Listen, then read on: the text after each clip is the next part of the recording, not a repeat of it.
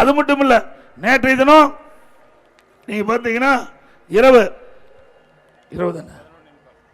11:45 அந்த பகுதியில் 3 பேர் ஒரு பெண்மணி வீட்டுக்கு முன்னாடி இருந்த அந்த குடிநீர் பைப்பை உடைக்க போயிச்சுக்காங்க.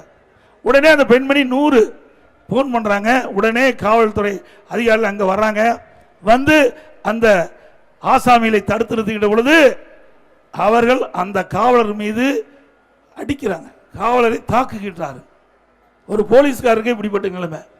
போலீஸை காக்கிறதுக்கு இனிமேல் ராணுவம் தான் வரணும். மக்களை காக்கிறது போலீஸ்.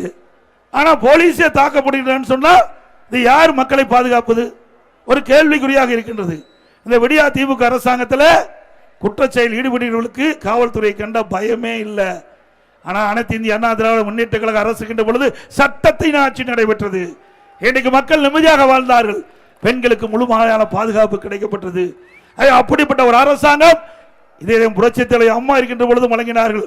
அம்மா மறைவுக்கு பிறகும் அம்மாவுடைய அரசு வழங்கியது என்பதை நேரத்தில் சுட்டிக்காட்டுகின்றேன்.